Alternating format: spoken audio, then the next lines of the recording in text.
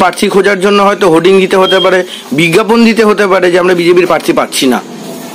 হঠাৎ এরকম একটা মন্তব্য বিজেপির বিরুদ্ধে, এই বিষয়ে আপনার মতামত কি?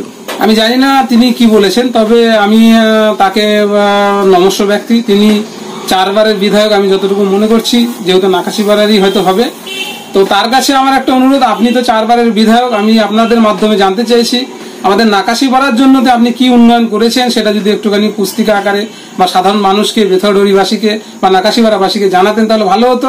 কারণ আপনি 4 বারে কোনো কাজই যে করেননি, এবং শুধু তাই নয়, আমাদের নাকাশিপাড়ার একটা অংশ ভেবেছিল যে আপনি 4 বারের বিধায়ক এবং বিধানসভায় গিয়ে আমাদের নাকাশিপাড়ার কথা বলবেন বা আমাদের বিধানসভায় নাকাশিপাড়া মানুষের কথা বলবেন।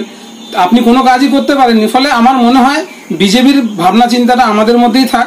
আমরা যারা কার্যকর্তা আছি, আমরা যারা বিজেপির কার্যকর্তা কর্মীরা আছি, কেন্দ্রীয় নেতৃত্ব আছে, এটা বিজেপির বিষয়। আমরা আশা করি এই ব্যাপারে ওনার কাছ থেকে কোনো উপদেশ বা কিছু ভাববো না। কারণ ওনার কাছ থেকে সাধারণ মানুষ, নাকাশিপাড়ার মানুষ কিছু পায়নি, সেটা প্রতিফলন হয়েছে গত পঞ্চায়েত নির্বাচনে। নাকাশিপাড়ার মানুষ বুঝিয়ে দিয়েছে আমরা 5টা-7টা পঞ্চায়েতে এককভাবে ক্ষমতায় এসেছি, প্লাস আরো 3-4টে পঞ্চায়েতে আমরা সহযোগিতার মাধ্যমে রেখেছি। সেটা সাধারণ মানুষ যে ওনাদের সঙ্গে নেই সেটা বুঝিয়ে দিয়েছেন। ফলে আমার মনে হয় এই ব্যাপারে ওনার মাথা না ঘামানোই ভালো। আর যদি নিতান্ত উনি মাথা ঘামান তাহলে আমি অনুরোধ রাখবো আপনাদের মাধ্যমে, ওনার মাননীয় মুখ্যমন্ত্রী মমতা বন্দ্যোপাধ্যায় যেরকম ভুলভাল বকছে, উল্টোপাল্টা বকছে, বিভ্রান্তি করার চেষ্টা করছে, আমার মনে হয় উনিও এটা বিভ্রান্তি করার জন্য চেষ্টা করছে। আপাতত ওনার এই কথার প্রসঙ্গে আমি একটা কথাই বলবো, ওনার কথাতে এই নাকাশিপাড়াবাসী বা কৃষ্ণনগর লোকসভা কোনো প্রভাবিত হবে না। সাধারণ মানুষ এবার সিদ্ধান্ত নিয়েই নিয়েছে, এবার এই কেন্দ্রে পদ্মফুল ফুটবে।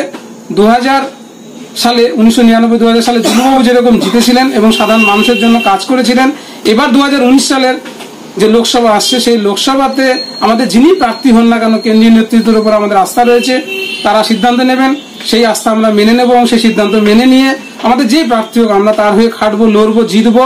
ফলে তার কাছ থেকে আমাদের উপদেশ, নির্দেশ বা তার কাছ থেকে আশা আমরা করি না। ফলে তিনি যেটা বলেছেন সেটা তার ব্যক্তিগত বিষয়, এটা আমার মনে হয় ভোটে প্রভাবিত করবে না। মমতা বন্দ্যোপাধ্যায় 42-এ ডাক দিয়েছে, তো এই ব্যাপারে আপনার প্রতিক্রিয়া? এই ব্যাপারে প্রতিক্রিয়া একটাই, সেটা সাধারণ মানুষ গত পঞ্চায়েত নির্বাচনে দেখিয়ে দিয়েছে। মমতা বন্দ্যোপাধ্যায় মাননীয় মুখ্যমন্ত্রী, তিনি রাজ্যের মুখ্যমন্ত্রী, তিনি 42 বলতেই পারেন, সেটা যে কেউ বলতে পারে, সাধারণ পাবলিকও বলতে পারে। কিন্তু আমরা দেখেছি গত পঞ্চায়েত নির্বাচনে প্রায় 34-35% আসনে তিনি বিনা প্রতিদ্বন্দ্বিতায় জিতেছেন, এমনকি ভোট করতে দেননি। তার মধ্যে আমাদের নাকাশিপাড়াও আছে, কৃষ্ণনগর লোকসভার বেশ কয়েকটি জায়গা আছে যেখানে তার ভাইয়েরা, দামাল ভাইরা, যাদের অক্সিজেন কম টম আছে বলা মনে করা হয়, তারা ভোট করতে দেয়নি। তিনি যদি 42 ভেবে থাকেন তাহলে আমি বলবো আমাদের নাকাশিপাড়া তথা নদিয়া জেলা এই প্রান্তে থেকে বলবো তিনি মূর্খের সঙ্গে বাস করছেন এবং তার সঙ্গে যারা রয়েছে তারাও এরকম মূর্খের সঙ্গে বাস করছে। আমার মনে হয় তাদেরকে ডাক্তার দেখানো দরকার, সাইকিয়াট্রিস্ট দেখানো দরকার, এটা আমার মনে হয়েছে। এবং আমার মনে হয় সাধারণ পাবলিক যারা রয়েছে ওয়েস্ট বেঙ্গলে, যারা সাধারণ ভোটার রয়েছে, নাগরিক রয়েছে, তারাও ভাবনা চিন্তা করছে ওনার 42 হবে কিনা সেটা সময় বলবে। তবে এবার আমাদের পশ্চিমবঙ্গে বিজেপির ভালো রেজাল্ট হবে এবং সেখানে আমরা দেখিয়ে দেবো, বা আমরা কার্যকর্তা যারা আছি, কর্মীরা যারা আছি, সাধারণ ভোটার যারা আছি, তারা আমরা ভোট করবো অবশ্যই।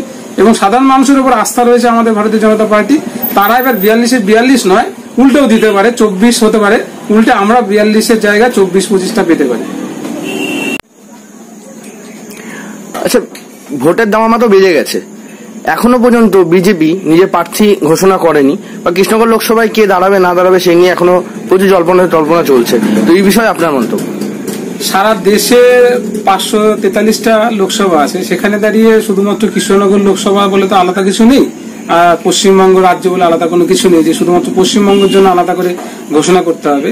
আমাদের কেন্দ্রীয় নেতৃত্ব যারা আছেন তারা ভাবনা চিন্তা করছেন সমস্ত প্রার্থী একসঙ্গেই ঘোষণা করা হবে, সেখানে কৃষ্ণনগরও থাকবে এবং সেখানে রাজ্যের যে জায়গাটা আছে সব একসঙ্গেই প্রার্থী ঘোষণা হবে। ফলে শুধুমাত্র কৃষ্ণনগর বলে আলাদা বা রাজ্য বলে আলাদা এরকম নয়, কেন্দ্রীয় নেতৃত্বের উপরে আমাদের বিশ্বাস আশ্বাস রয়েছে যে আমাদের সমস্ত প্রার্থী একসঙ্গে ঘোষণা করবে। ফলে সেই জায়গায় দাঁড়িয়ে আমাদের এই নিয়ে ভাবার বিষয় নয়, সেটা সেন্ট্রাল নেতৃত্ব যারা আছেন তারা ভাবছেন। মিডিয়া বা অপোনেন্ট পার্টি যারা আছে তারা এই বিষয়টা নিয়ে বেশি ভাবনা চিন্তা করছেন। আমার মনে হয় এটা আমাদের ভাবার বিষয় নয়।